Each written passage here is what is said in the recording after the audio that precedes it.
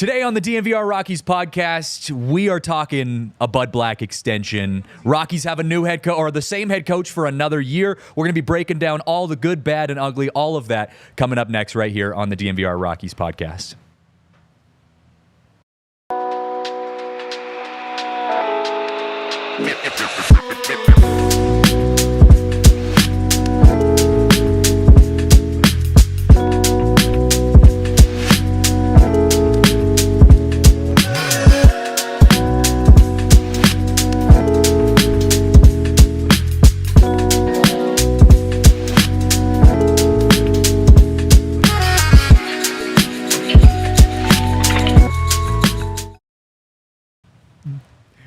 What's up, everyone? Here live in the Toyota Lounge at the DNVR bar. We are talking baseball here on the show. And I was expecting to be talking about the postseason this entire show, but then the Rockies, after almost a 2-week hiatus, having no information around this whole situation with Bud Black, they decided to make the announcement yesterday, announcing that Bud Black will be returning for another year as the manager of the Colorado Rockies, a 1-year extension through the 2025 season.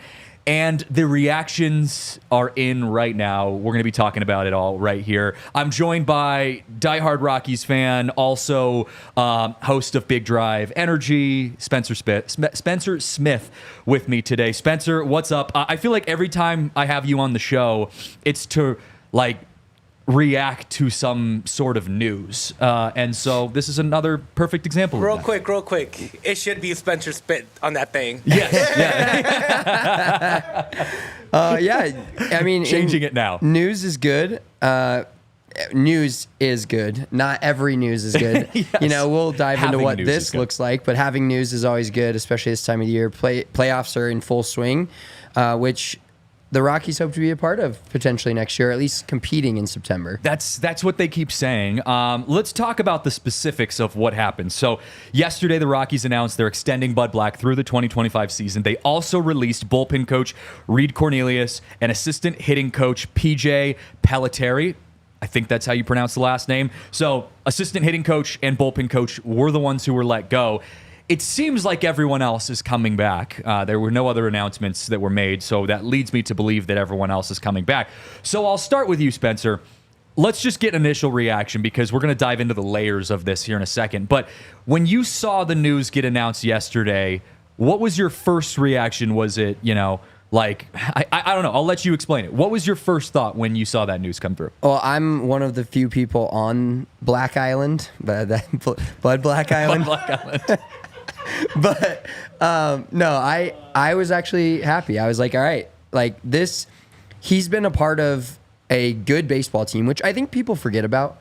I think people forget that the Rockies made the playoffs back-to-back years with him at the helm to start. He's now the Rockies' winningest manager, and he has been around these players that they hope are building into a Tigers-like turnaround, sure, Orioles-like turnaround, etc. Now, is that part going to happen? We have yet to see, and we will have to wait another year, calendar year. Hopefully next October, we're maybe talking about baseball. That would be the ultimate goal. But I was happy to see that he's back. I get the fans hate him. I get that everybody wants to make him the scapegoat, but the reality to me is when you're putting in, you only have so many players you can put out on the field, and if those players don't perform, they don't perform. And a change of scenery maybe for some of the players would have been a good thing, and that's what a lot of people are going to speak to. But I've erred on the side of caution a lot recently with a lot of coaches and firings, hirings, etc. Everybody thinks that it's a quick fix and it's going to turn things around. And sometimes I've seen coaches get fired and you think back to it and you think, man, I wish we wouldn't have fired that coach, because then it creates this vicious cycle of firing a coach every 2, 3, 4 years and you never get back to. So I believe some continuity is good with this team, with this roster. They're not going to be turning over the whole roster. They have a lot of players that they expect to be back in 2025 and expect to perform. And there's going to be expectations on next year, hence the 1-year extension. Yeah. But I do believe that it's like okay, we had the 2 really bad years. We lost 100 games in a row, but we've seen multiple teams turn that around and turn that into a playoff playoff spot the next year after losing 100 games. So I think there's going to be some expectations put on 2025, but that's a good thing. I mean, that's what professional sports are about, is expectations. I agree with what you're saying. And I think there's two sides to this coin in my reaction of Bud Black being extended. On one hand, I agree with you that Bud Black, to me, isn't the issue. And the reason I point to that is because I can't think of a single situation over his tenure with the Rockies where he has single-handedly cost the Rockies big games and big moments where you think, oh my God, that was another terrible Bud Black, coaching decision or whatever. I feel like he's been pretty consistent, pretty stable. There might be moments here or there where maybe he overused a pitcher or took a pitcher out too early or whatever. But that's baseball. Even the best managers in baseball do that. I don't put the blame on him as a person. I think that as a coach, he's fine. The other side of the coin, though, where I think I start to react similarly to the Rockies fans who are upset about this, is that professional baseball is a sport where winning matters. And there has to be some level of accountability, especially when you are a person who is hired to be responsible for the team. Ownership is different. And I know we can go rounds on whether or not, the Monforts deserve to be the owners of the Colorado Rockies. That's a different conversation. But Dick Monfort and company have bought stake in the Rockies. They have paid their way into this franchise. Bud Black was hired into this franchise, as was GM Bill Schmidt. So there's a level of accountability that comes when you are hired into an organization and you're expected to have a winning record throughout those years. I think that's where I start to get tripped up, is that where is the accountability, even from just the fact of whether it's, the front office's fault or the coach's fault, they aren't winning.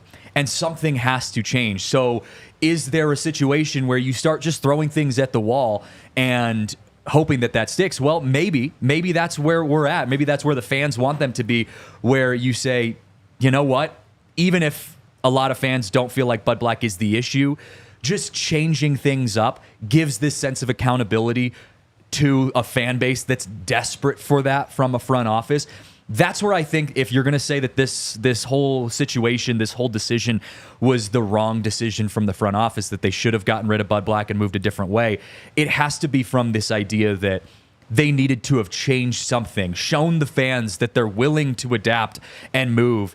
And it just feels like complacency from an organization that has unfortunately had a history of complacency. And so that's where I start to feel like maybe this could have been approached differently. But again, I circle back to what you're saying. I agree with you completely. Bud Black is not the issue. He's just in a really uncomfortable and kind of terrible situation being placed at the helm of an organization that has not a lot of pieces to win. Yeah, not a lot of pieces to win, I think, is part of the key, but also you spoke on the front office and what that part looks like. And I think there's definitely people out there, and there's a lot of fans out there, Rockies fans, that hate the ownership. And like you said, you could do a whole hour on just the bad decisions that ownership and the front office has made, and whether or not this is just one to add to a notch to their belt or not remains to be seen. But I think a lot of the times with a coach, especially in baseball, there's so many more things that go into coaching that we'll never know. Yeah. And you spoke on Bud Black and some of the decisions he's made, whether they directly affected games. It's really hard to quantify in baseball. Some of the things I look back on are, why is he playing Chris Bryant? And then you look at it like, okay, is that his decision? Is that the organization's decision? Yeah. So you can't quantify the decisions he actually gets to make. And usually in professional sports, it's fire the manager as quick as possible to get the fans and everybody off of the ownership and off of the front office and blame it on this guy. And I'm not saying he's not part of, he's the leading the team to 200 lost seasons back to back. Like, you can't just absolve him of that responsibility. And at the same time, I think where the Rockies are at in terms of, and now it felt like rock bottom at the end of last year. Now it even feels like worse rock bottom, which it may be. But I think where they're at with the roster that they have and kind of what 2024 looked like in terms of not having Marquez the whole year, not having Senzatella, 2 of your top 5 starters, you didn't get the entire year. You're kind of throwing pieces together. Cal Quantrill came in here and pitched well. You had a couple other guys look like they were pitching better towards September, October. And I think the way they finished the season with basically the roster that they're going to go into 2025 with, save for a few moves made by the front office that has been complacent, and I wouldn't expect to see it any differently.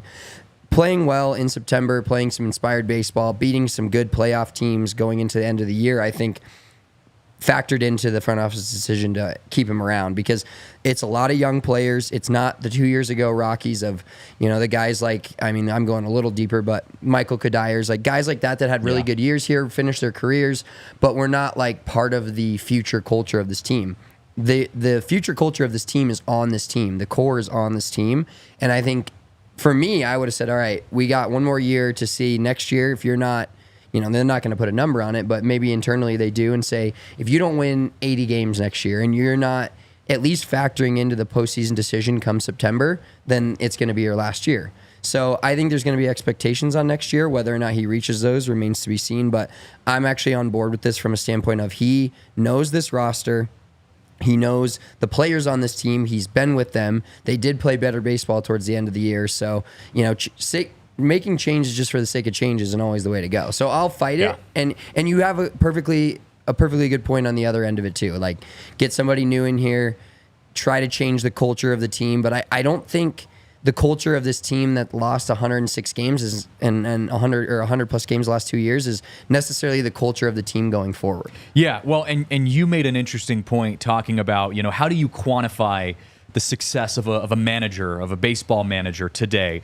And I think for me, unless guys are active, it's rare when you see a coach actively being credited to winning a game or losing a game, where you said, like, that decision right there by Bud Black cost the Rockies a game or earn the Rockies a win. You don't really see that very often. So what I look for in a manager is how do the players respect him? How is his relationship with his guys? Do his guys listen to him and his advice and heed that advice? Do they, value what he has to say?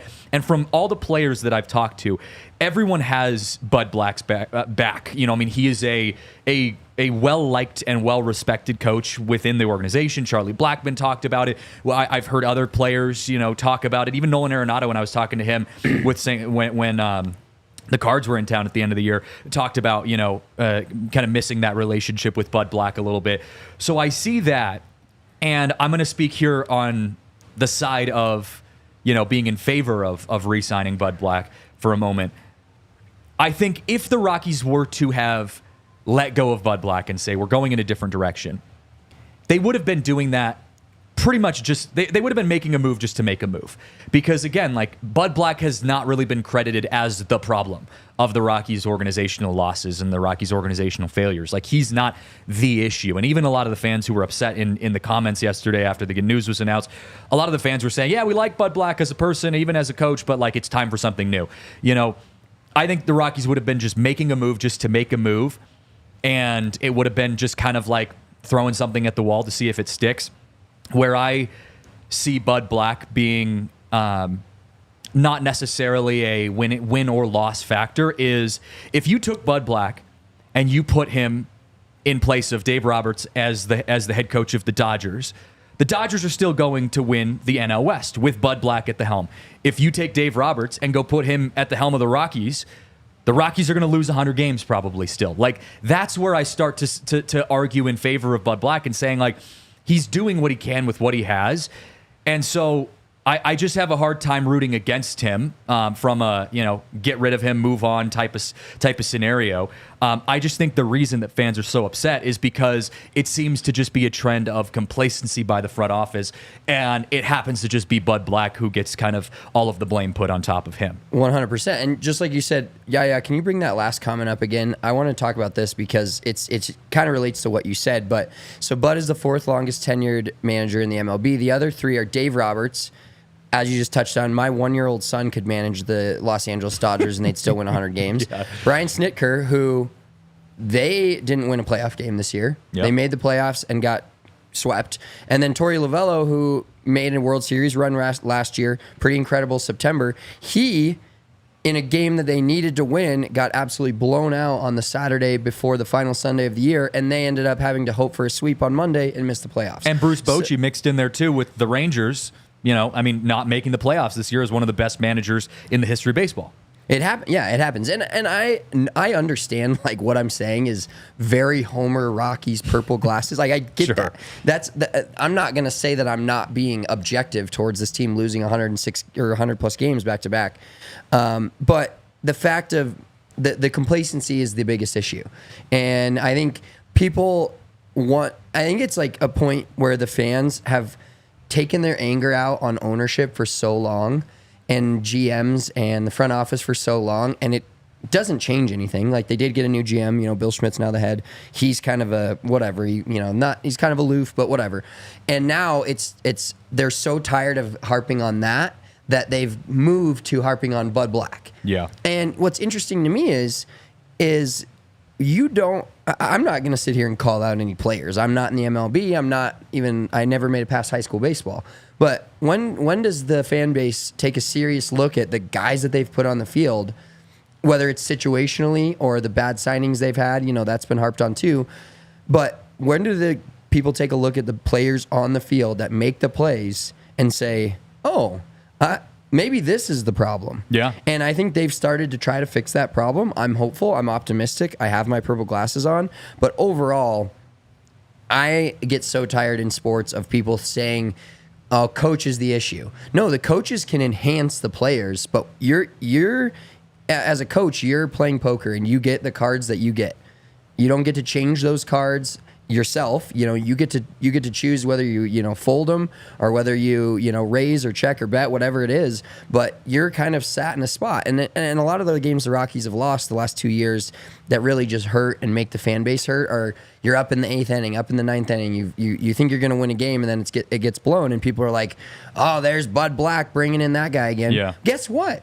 That's his closer. He doesn't have a choice. Yeah. He does not have a choice to bring in someone else. There's no one else up there. They've already used 4 guys. The guy pitched yesterday. He's got this guy that's supposed to be his closer, paid to be his closer. You're supposed to allow the players to be, So I don't know. I could go on about that, but there is 2 sides to this story, and I do see that from a fan perspective as well. Well, I think we started the show talking a lot about the positives to bringing Bud Black back, and I want to, after we take a break, I want to talk about why, I think fans are right to be frustrated and angry about this. And we also have a statement from GM Bill Schmidt about this to get you all fired up here on this Wednesday afternoon now. So we're going to be talking about that in just a moment. But before we get into that, got to give a shout out to our friends over at Coors Light, because Coors Light is truly the most refreshing light beer out there. I was at the bar last night. If you don't know, DNVR Bar is doing some postseason, I wouldn't say watch parties, but we're some of us are kind of hanging out at the bar watching some postseason baseball. It was some electric baseball last night. And my favorite combination really of anything when it comes to pairing, beer with sports is Coors Light with baseball. And I don't get to go watch baseball at Coors Field anymore because the Rockies are not in the postseason, but I do get to enjoy watching some postseason ball at the DNVR bar, paired with some nice, cold, refreshing Coors Light, and it hits every single freaking time. Watching the Dodgers and Padres John at each other while I'm just pounding Coors Light, it is an incredible vibe. So yeah, guys, make the most out of your time that you choose to chill. Embrace that chill mindset. Crack open a nice, cold, refreshing Coors Light beer. You can also get Coors Light delivered straight to your doorstep with Instant Cart by going to CoorsLight.com/DNVR. As always, celebrate responsibly, but Coors is the place to go. Coors Brewing Company, based right here in our backyard in Golden, Colorado. Also got to share some love with our friends over at Empire Today. As you can see, we're sitting in this beautiful set here. It's one of the best parts about working at DNVR is we have some incredible sets. And there's no such thing as a good set without an incredible floor. Empire Today got us hooked up with the best floor that we could possibly have asked for. I talk about all the time how much we completely scuff up this floor. I mean, we're moving sets left and right. Yeah, here's chucking chairs across the room in between shows. Like, we look like Walker Buehler in the dugout last night after giving up 6 runs in an inning for the Dodgers and just throwing things around here. It's a pretty tough work environment sometimes from a physical floor standpoint. But Empire Today, they are the best in the business. They got our floors set up perfectly here. And they don't just do businesses. They can come to your home and get you set up as well. They are the best when it comes to quality, service, and speed. Marissa and I, we're going to be moving, into a new home, within the next year or so. And we got to replace the floor in our home. And I just cannot say enough about how easy it's been to work with Empire Today. We're still in the planning process, so we actually just use their virtual floor designer where we could, take a picture of our living space. You get to see what that floor looks like in that living space. It's really cool, state of the art, and they've got you covered every step of the way. So really friendly customer service. Their installers are incredible. They got you covered no matter what way you're going with your floor. So schedule a free in-home estimate today.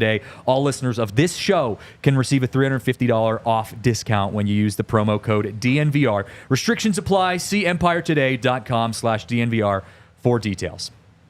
All right. So Bill Schmidt released a statement after it was announced that Bud Black was being hired to be the manager for the Rockies for another year, extended through the 2025 season. You take a look on your screen. This is the statement that Bill Schmidt announced. I'll read it for you guys who are listening at home. He says, quote, "While our recent results on the field did not meet expectations, we believe this team is headed in the right direction with the growth of our very talented young players. Our organization is committed to giving our fans the winning team that they deserve. We believe the foundation we're building with our core roster and our farm system, along with Buddy's skills, experience, and knowledge, are instrumental in achieving our goal of playing games in October." All right, great. I mean, that's, that was a nice, well-written statement from Bill Schmidt.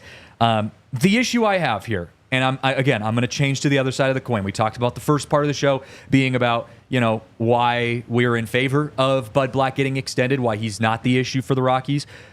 Now we're going to be a little more critical here and talk about why I think, the Rockies could have been in the right to have moved on, and the fans are right to be upset about this move here. Is there any other sport in professional sports in which a manager, despite his success that he had at the beginning of his time with the team, would be able to keep their job after 6 consecutive losing seasons, 2 of which were 2 of the worst seasons in franchise history, back-to-back, and still be able to keep their job? I relate it to guys like Bill Belichick in the NFL, Pete Carroll, 2 of the greatest NFL coaches in the history of football, both getting pushed out because of just a couple losing seasons consecutively. And I know NFL is a different breed of sport than baseball is. I'm aware of that. But I just think there's a conversation to be had about, like, that's not going to sit well for the fans.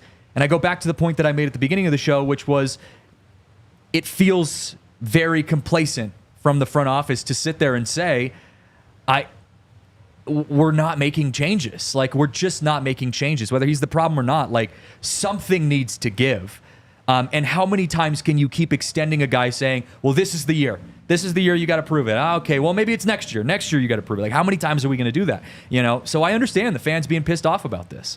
Yeah, absolutely. And I think what it says about the complacency is the general manager and the front office of the Rockies almost sees that they're the issue, and that's why they're allowing Bud Black to stay another year. They're like, well, this is kind of on us. They're not going to come out and say outright, because like that statement from Bill Schmidt, all these statements are pretty boilerplate stuff from coaches. The only time it's like out of the ordinary is when somebody says something bad about their team or something that goes in that way. They're always going to speak like this, but they're almost at a point where they're like, all right, we understand that we gave you some bad rosters, injuries, all that stuff you can't control, but this is now a roster that we believe in, And we've believed in you. That's why we hired you 7 years ago. That's why you made the playoffs back-to-back years with those better rosters. We believe in you as a manager to turn this around now that we feel like we've done our part. And I think the ownership and GM and front office is taking a little bit of personal ownership for the bad teams in the last 5 or 6 years and not necessarily putting it on Bud Black. But on this other side of the coin we're on, it's like, you can't just continue to do the same thing. Isn't it like the definition of the insanity is doing the same thing over and over, expecting different results? And I feel like that's where Rockies fans are.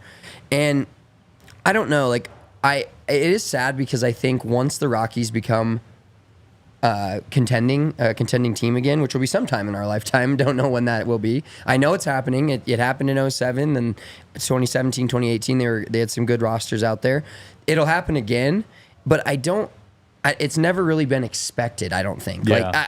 Like both times they made the playoffs in 2017, 2018, they had decent rosters and they didn't make any noise. Even in 07, that was just a generational run. So this problem, goes back to the whole 31-year history of the Colorado Rockies, and it's not an organization that from the top down has said, we are going to win, and if we don't win, we're going to make wholesale changes like a Yankees, like a Dodgers, etc. Like they always seem to win, but at the same time, if they don't reach their expectations, they're firing everybody. They're trading everybody. They're finding something new in the farm system. They're doing something different with their front office too. So I think the problem is more organizational, and they chose just not to make it about one guy, which the complacency is the most annoying part about it. And I think that's where I get pissed off is like, I wish this team was better, but I've almost been beaten to a point where I'm like, I know this team shouldn't be better. So I've learned to take a silver lining in the games they do win, or the little series they did beat the Padres, things like that are where, and that's just kind of sad from a fan standpoint, because to some people, this team should be competing.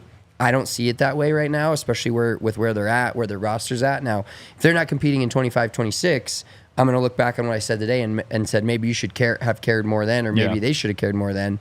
But I just don't have the expectations, so it doesn't bother me as much. Yeah, well, and you said that, maybe the front office is giving Bud Black a little leeway because of the decisions that they have made. And I agree with you. It does feel like that. It feels like they said we're going to get rid of two kind of meaningless coaches, to kind of be the fall guys for Bud Black because we feel bad for what we've done to him. But if that is the case, again, speculating here, if that's the case, though, that's the softest thing I've ever heard, because this is professional sports. Look at what the Jets just did to Robert Saleh, and Aaron Rodgers now being basically the head coach for them. Like, they screwed Saleh over, with the Jets. I mean, it's not his fault that Aaron Rodgers is a toxic personality in that Jets team, but yet he's going to be the guy that takes the fall of that, because that's just the way sports goes.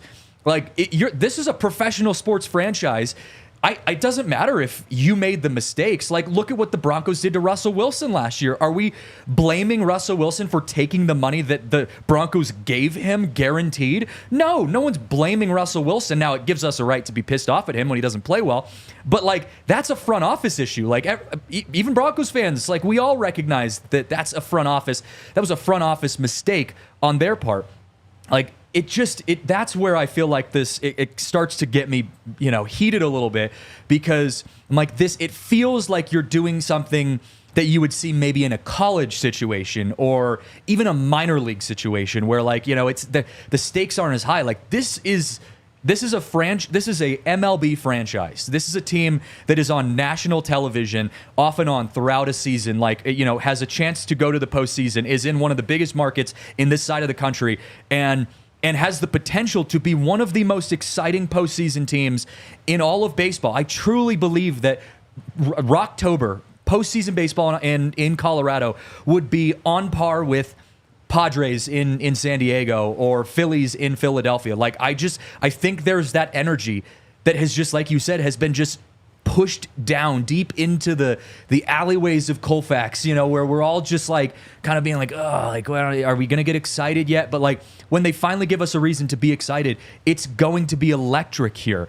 And I feel like you're just wasting that over and over and over every time you are complacent as an organization, every time you make the easy move or the soft move or whatever.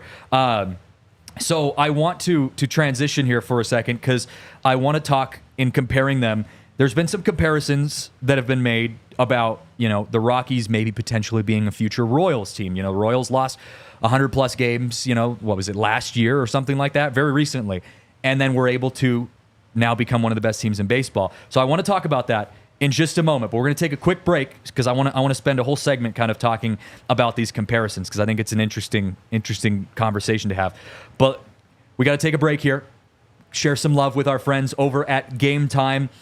Because right now, this is one of the best times to be a sports fan. There is hockey now, starting today. There is basketball just around the corner. You've got baseball still, although not in Colorado. And then you've got football. Like, it is one of the best times of year to be a sports fan. And Game Time has you covered with all of the best deals. They make it easier to get tickets and to get tickets cheap, effective, affordable, whatever you want to call it. They are truly the best in the business when it comes to getting you the best possible seats for any sporting event, And look, whether you're going to a new Utah Hockey Club game out in Utah or you're going to a Broncos game, next weekend or this weekend, like whatever it is, they've got you covered. Game Time makes it easier to save more on sports, concerts, comedy, theater, all of the above. One of my favorite things about the Game Time app is they've got the panoramic view that we've talked so much about. You can get a view of what your actual view is going to look like from your seat when you're getting your tickets. That's super cool, really easy. I also saw, this is kind of wild, speaking of the Utah Hockey Club, there's a section of seats at their arena where you actually can't see one net. You can only see the other goal, and they're discounted seats because it kind of hangs out over the ice, and so you can't see the goal that's right below you. You can only see the opposing goal, which is wild to me. The Cubs have that scenario in Wrigley. Yeah. When we are doing Cubs events, it's always like these seats are right behind the pole where you can't see the home plate. So the Game Time app will make sure that you don't sit in seats like that because you'll be able to see, oh yeah, there's a pole right in front of me. Maybe I shouldn't sit there. Game Time has you covered no matter what. So take the guesswork out of buying tickets. Use the Game Time app, create an account, use code DNVR for $20 off your first purchase. Terms and conditions apply. Again, create an account. Redeem code DNVR for $20 off. Download the Game Time app today. What time is it? It's game time. Also, we got to share some love with our friends at Toyota, and I have a story to tell here about Toyota. I've put about 250,000 miles on my car, and it was time yesterday to replace my brakes. And in the past, I've always gone in to replace my brakes, having a professional do that. I'm not much of a car guy, from a fix-it standpoint. But Marissa, her dad, my wife and her dad, they're kind of big car people, and they've been very helpful of me in the past, kind of teaching me how to fix cars and help with certain things. And so, I said, you know what, I'm gonna do my brakes on my own yesterday, and I jacked my car up. I'm getting my brakes off, and a process that I expected to take 5+ hours because it's me, and that would have happened. Took me like an hour, maybe an hour and a half. First time ever doing brakes. And I remember calling up my father-in-law and being just super stoked that I was able to do that. And he's like, yeah, well, the reason you can do that is because it's a Toyota. Like Toyotas, they last forever. And also you can fix them yourself. Like they're incredible cars. Like the machinery, the mechanics, everything is so... It's just so convenient and reliable. And I mean, I've got 250,000 miles on my car. I replaced my brakes on my own. I was able to figure out how to do that. There's, YouTube videos of how to replace your Toyota brakes with my actual car, make and model, all of that. Toyota is truly just the best when it comes to, everything, whether it be, getting a brand new car or even having a Toyota that's just lasted you an entire lifetime. My first car was a Toyota. My second car that I've had has lasted me, 7+ years. They are really the best when it comes to vehicles. So get yourself involved with the Toyota world because it is the best in the business. Visit your Front Range Toyota stores at a location near you. AutoNation Toyota, Arapahoe and Centennial, Corwin Toyota in Boulder, Groove Toyota in Littleton, Mountain States Toyota in Denver, Stevenson's Toyota East in Aurora, Stevenson's Toyota West in Lakewood. Toyota is the official vehicle of DNVR and the Rockies. All right. So I've had some conversations of comparing the Rockies to other teams throughout this postseason run, the Royals being a front runner in that. And the reason I wanted to bring this up is because I think I've been getting this a lot. And so I want to address this now in saying that the Rockies, yes, I think have room to be excited about some things. And Bud Black even said that at the end of the season. Like, he's like, I'm most optimistic actually than I've been in years now about this upcoming year because of some of the young guys that we have. And anytime you see a team like the Royals or the Rangers or even the Tigers or whatever, it makes Rockies fans kind of excited because you think like, oh, well, maybe that could be us next year. You never know. But when it comes to a team like the Royals or really any team that we've seen in the postseason this year, I've watched this postseason and I can't help but feel a little discouraged, feeling like the Rockies have a long way to go, longer than we think maybe, because I'm watching like this Dodgers-Padres series especially, and seeing, some of the best starting pitching and some of the best bullpens and these hitters, like I don't see that from the Rockies, even in the little ways. And I'll use the Royals as an example because the Royals have some similarities to the Rockies, but I think what shifted the Royals into being a postseason team is, one, you've got an MVP style player in Bobby Witt Jr., like one of the best players in baseball this year, that you're building your roster completely around that guy. I don't see the Rockies having an MVP on their team yet. Maybe Tovar Doyle might be a guy like that in the future, but they still feel like they have a long way to go to get to Bobby Witt Jr. levels.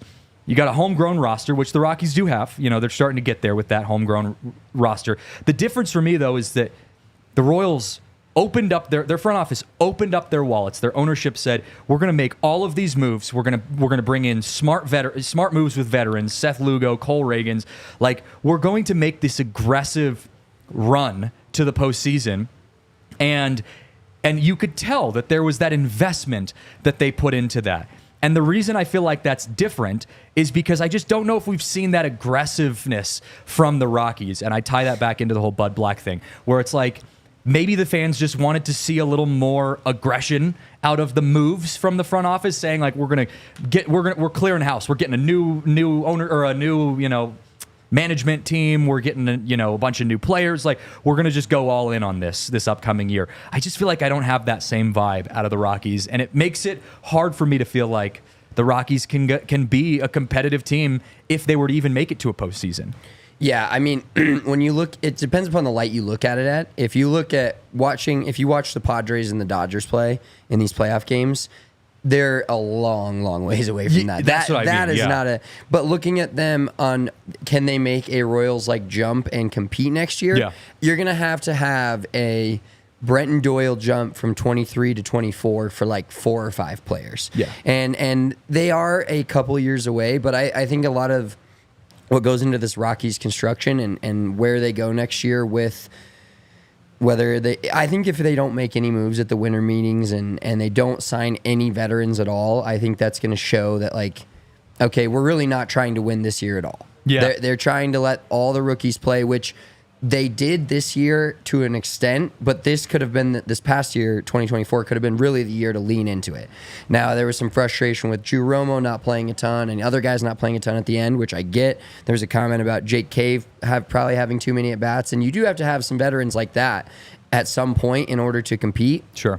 So it'll be interesting to see what they do this offseason, whether or not they do push a few more chips into the table. If as much as I love Bud Black, if I hear we need a full season of KB, I think I'm going to jump off the roof of Coors Field because no, we don't. We get someone else, go pay someone else. It's a 49-man roster, man, or 39-man roster, man. Like, that's exactly the way it's going to be. You can get other guys, but I do think they are a far jump away, but I think there is a glimpse of the plan that they have in place. Don't know if the plan's good. Don't know if it's going to work out. But there's a path in the first half of 2025 to whether or not this plan may work. And I'm excited to see if it's there. That's really the point I'm at, is like, I'm excited to see if this plan of, I know part of the plan wasn't losing 100+ games 2 years in a row, but a plan that you can kind of see the vision, looking at the rest of the roster, looking at the guys they have, looking at the guys they drafted, Charlie Condons and the Chase Dollanders of the world that could be superstar level players. Yep. They are a few years away for sure, but I think if you manage your expectations as a Rockies fan and realize that they did have a lot of fun young players this year instead of an older roster that just is like the Chicago White Sox are a perfect example of that. They have a bunch of players that you just like, they signed these older dudes. They're awful. They're playing them a ton. They don't really have a direction. I'm not saying the Rockies have a clear direction. That's never really been a thing. They've gotten lucky with a certain, flash in a pan, September of 2007, etc. But I think there's the foundations of a plan in place. Bud Black spoke on that. The core, or Bill Schmidt as well. The core of this team, it at least shows that we're on a track. Is that the right track? It remains to be seen and will be seen in 25, 26. But I think with how we've seen in the MLB, 2 years ago it was the Orioles. They were the worst team in baseball. They turn around and make the playoffs. You have to do that with a mixture of the guys you have being better. And I can look at every guy on the Rockies roster and say, you could have been better this year. Yeah. You could have been better this year. Tovar had a great season. He's still got another level up. Bretton Doyle leveled up a ton, but still has more room to level up. There's other guys on this roster that you don't know what they are and where their level will be, that they can level up. But it also, winning next year and even being competitive next year going into September is going to take some bets. And it's going to take a little bit of spend on the ownership and a little bit of the GM and the front office saying, all right, we've got these guys that we want to be a core, but let's build around them as well. And let's add some pieces that we think could help them win in 2025, but also help them learn how to win in 2025 so they can really win in 26 or 27. Yeah. Here's my take on this. If the Rockies are confirming that they believe that Bud Black is not the issue, then this has to be an active offseason for them. You're essentially saying it's not the coach, it's the team. So to me, that means you need to fix the team then. Because there's obviously an issue between 6 consecutive losing seasons, 2 100-loss seasons in a row. So if you're not going to say that this is the coach's fault, which I agree, I don't believe that it is, then you have to invest in fixing the holes and problems that remain on the roster. And that, to me, means they have to have an active offseason. I want to see guys getting moved, and it might be uncomfortable, too. I don't think they're going to do this, but if I'm, the general manager of the Colorado Rockies, Ryan McMahon might be someone that I would want to move in this offseason. Again, I don't think they will do that. But like Cal Quantrill, Brendan Rodgers, like guys like that need to be getting value for on the back end of that. The Rockies need to be bringing in new players and being smart about it too. Don't just go sign some random veteran to a guaranteed huge crazy deal like Chris Brett. Yeah, exactly. Like take a page out of the Royals book and make very intentional veteran decisions to help supplement your very young core that is being built in with a lot of excitement. There is a world in which the Rockies can be competitive, but you have to now have that active offseason where moves are pushing you forward. And that's where I want to see the Rockies progressing for this offseason. So if you're not going to get rid of Bud Black, that's okay. I don't think he's the issue. But you then have to commit in the other end of the field by fixing the holes on your team. So that's where I'm at with this whole Bud Black thing. I'm not going to say that Bud Black's the issue. I'm going to say that if they're not going to put it on Bud, then they got to put it on the team. They've got to figure out how to put together a winning lineup. And I also think this postseason, I'm sure they're watching these games, this should be a wake-up call to them because like these teams, even the Mets, a team that snuck into the postseason, is one of the hardest teams to get out right now. Like it is so hard to compete in the postseason. The Dodgers, one of the best teams in baseball on paper, the best team in baseball on paper, is in danger of getting bounced in the first round. Thank the Lord. But that's how hard it is, to be a successful team and a successful franchise. The Rockies have a long way to go when it comes to that. So, there's a ton of that kind of back end stuff. I want to take a quick break, and after the break, I want to kind of shift away from talking about the Rockies and actually talk a little postseason stuff, because I think there's a big conversation to be had, speaking of coaching, about if the Dodgers lose their game today and get eliminated, what do they do with Dave Roberts? That's a conversation we're going to have in just a moment. Let's take a quick break, though. We'll be back in just a second. All right, welcome back here, DNVR Rockies Podcast.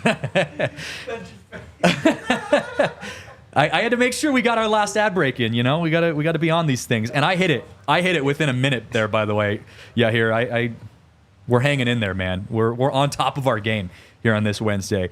You know who's not been on top of their game? The Dodgers, man. What the hell is going on in LA world, man? First of all, chaos. Like, the Dodgers are just a mess right now. The Padres have all of the momentum in the world. I think there's a solid chance that the Dodgers get bounced today in the first round. Yeah, I love it. It's so good. I can't contain myself. And kind of relating it back to what you said in the last segment, talking about the Dodgers and how hard it is to win the MLB. The Dodgers are a team that every year goes into the season with the best team on paper.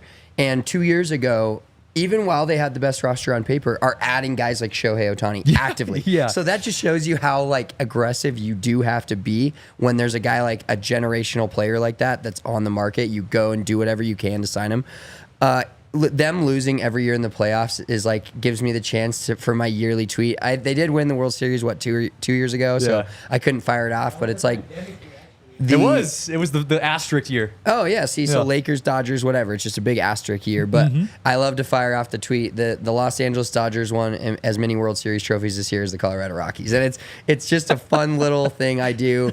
I do it with Nolan Arenado. They played in exactly as many playoff games as the Rockies did this year. It's just fun to get those little digs in. Yep. But, yeah, I mean, baseball is so... You have this long grind of a season, longer than any other play. You play play 2 seasons worth of games than the MLB, than the NHL and the NBA. You play 10 seasons worth of games that the NFL plays in 1 year. Yeah. And then you get to the playoffs, and it's like truly a matter of who is hot and who has that momentum and who has that every single year. It's like, who is that team this year? And the Padres may be that team. And I never thought I'd get myself to root for the Padres, because the Padres were a team I loved to hate on a couple of years ago, because they were the team that was always, they had their run way back in 2007 when they played the Rockies in that game 163. They were a decent team with Bud Black at the helm, but then they were really bad, and then they went to the point of like, okay, we're going to start spending an ungodly amount of money.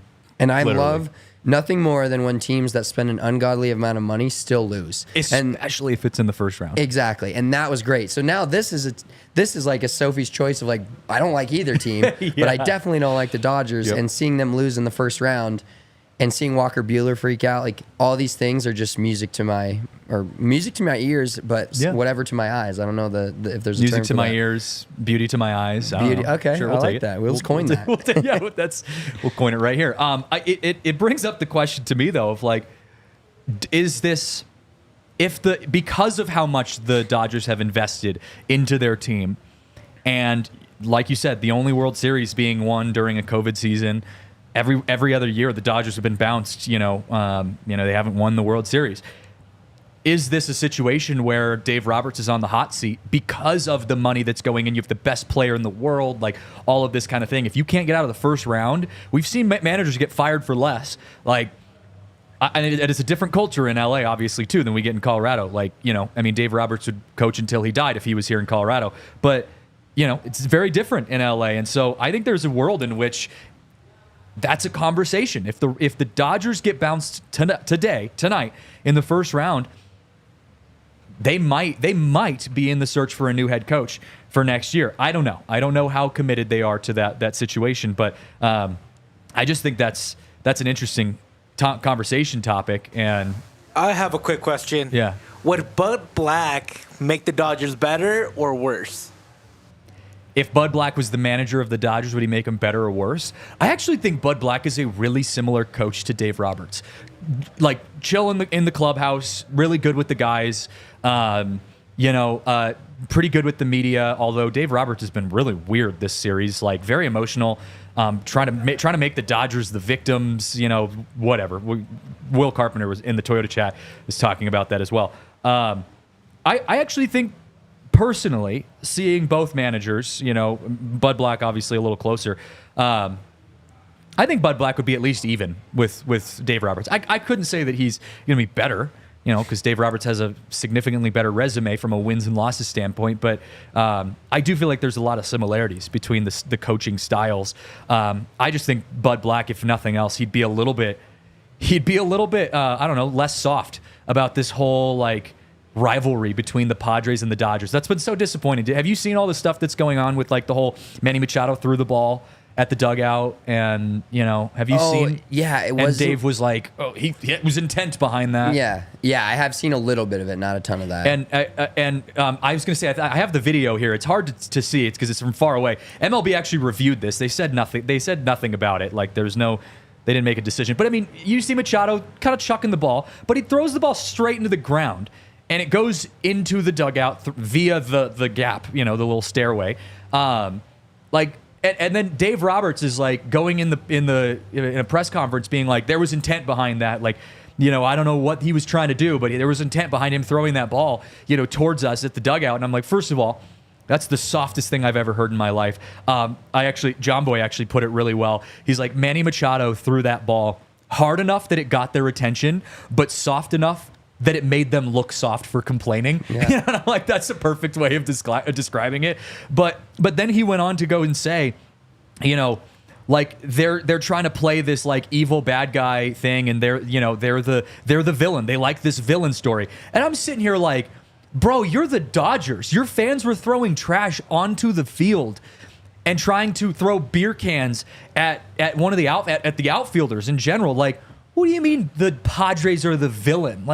You're the Dodgers. You are the Lakers of baseball. What are you talking about? Yeah, when you get to that level, there's those teams in every single, and when you win a lot and you have expectations that high and you are coming short of those expectations, you love to play complain about not reaching those expectations, and it's got to be this, or it's got to be that. The victim card. Yeah, the victim card. That's what I was looking for. You don't get to play the victim card with that payroll and that roster and what you're given as a coach being in LA. Don't even start. Yeah, no, and like you said, you and I don't love the Padres by any means, but I was raised a Dodger hater before I was raised a Padres hater. So, I'm rooting for the Padres through association of them playing the Dodgers. But I just couldn't, I couldn't see Dave Roberts talking after the game and saying, they're really just becoming the villains in this series, and being like, nope, that's not true, dude. Unless they're making death threats against your family, they are not the villains. You are the villains. If anything else, the Phillies are the villains, the secondary villains right below the Dodgers. The Phillies are just a short step below the Dodgers in that category. The Padres are just a passionate fan base in the same way that I think the Rockies fans would be if we were in a heated postseason series against the Dodgers. Can you imagine a Dodgers-Rockies series at Coors Field? That would be unbelievable. Oh man, it gets me excited just thinking about it. I know Adam Mares messaged me yesterday on Slack, and he was like, dude, I'm just missing, I just wish the Rockies were in the postseason.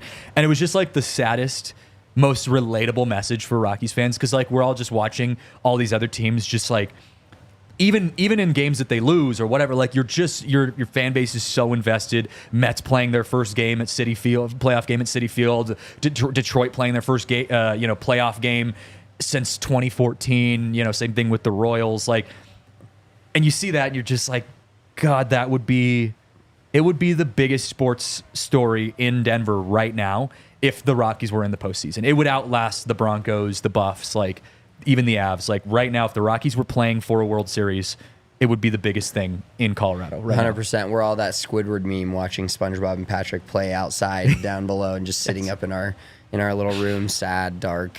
Yeah. No playoff baseball for us. Have you watched any of the American League series, by the way? I watched a lot of Mets, Phillies, and then Dodgers, Padres yesterday. I'm going to lock back in.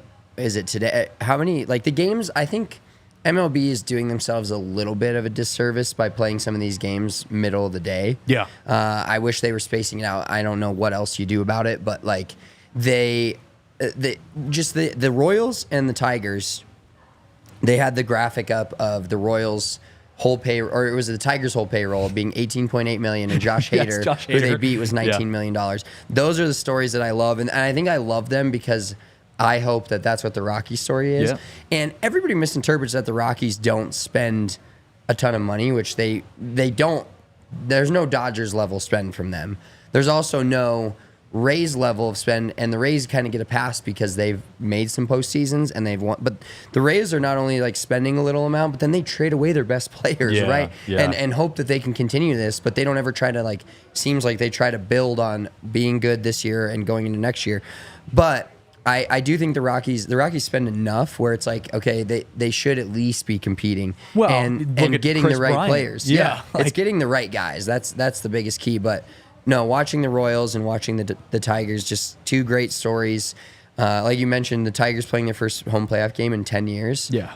Like, incredible. We haven't had to wait that long. We had some 7 years ago. I know. So it feels like forever. But, you know, there really is some teams that have just totally turned it around, and the small market Midwest teams, I love it. I love them beating the Yankees. I love them beating the Guardians. Are like just the weirdest team because they're just good, and I follow baseball relatively closely.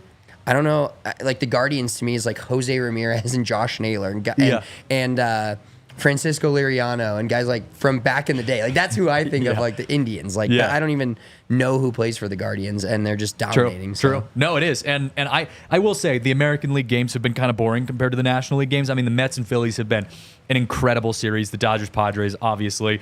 And then I don't know if it's like the Yankees, the Yankees and Royals. I don't know if it's because Bob Costas has been a snooze fest on the broadcast, or if it's just really truly been a boring like series. But the American League games, I've literally turned off the Yankees-Royals game the other day because I'm like, this is just like it's not fun. Like they're not like, you know, and like I said, Bob Costas just needs to retire. Like I loved the OG Bob Costas, but like the broadcasting has been kind of iffy. So you haven't been missing much on the American League side of things, but we got a full slate of games today. 4 games starting in starting now, I believe.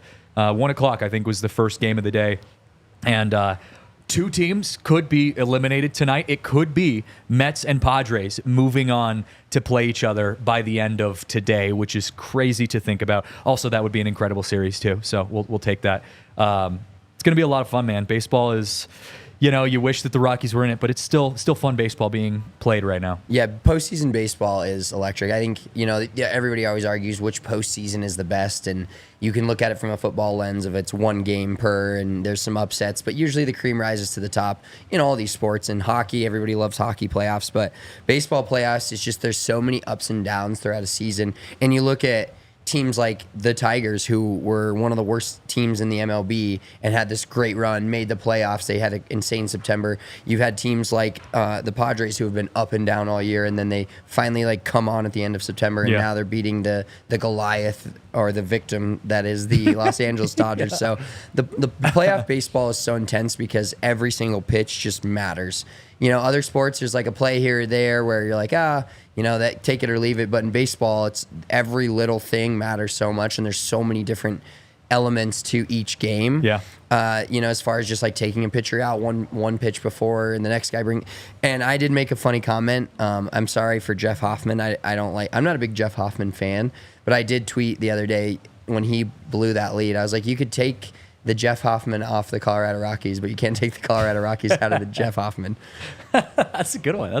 Speaking of all the small things, I don't know if you saw this either, but the Padres have made All the Small Things by Blink-182. That's their song. That's the whole stadium sings that song, just like the Avs did when they went to the Stanley Cup and won the Stanley Cup. That is now the Padres, like, you know, postseason song. Okay. That everyone, because who's the lead singer? I'm not good. Tom DeLonge, whatever. That sounds right. Tom DeLonge. He's a diehard Padres fan, I guess. So I was saying that makes sense. On the DNVR Rockies Twitter account, I was like, all right, well, you know, I mean, that song brought the Avs to a Stanley Cup championship. maybe it can bring the Padres to 1-2. They're getting behind it. They're singing that after every single win at Petco Park. So you never know. Maybe that song has some life in it. But yeah, it's going to be some incredible baseball. Will Carpenter said in the Toyota chat, Daniel Murphy throwing out the first pitch at the Mets game today. I'm shocked that Grimace is not throwing out the first pitch at the Mets game. Maybe World Series appearance for Grimace. There's a lot of purple Grimace, lookalikes in the stands for Mets games. Real quick, what's the plural of grimace? Is it grimeye or grimaces? Grimaces. Grimeye sounds way cooler, but I believe my educator of a mother would say that it's grimaces. Multiple grimaces. Just grimace. Grimeye. Grimeye. Oh, that's an interesting one. Grimeye is.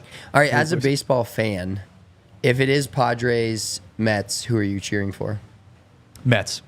Okay. My dad's a diehard Mets fan, and okay. and so I've got some connection through him. Love that. And I can't root for the Padres unless they're playing the Dodgers. Yep, I feel you. So that's kind of my vibe on that. But yeah, Grimeye. We're gonna go with Grimeye there. Yeah, here. Sounds way cooler. It sounds way cooler. We're gonna end on that because that's a good place to stop. Thank you guys so much for tuning in. If you haven't already, subscribe to our channel on YouTube. Follow us on Twitter at DNVR_Rockies. You can follow me on Twitter as well at CJJ Saez. Big Drive Spence over here as well.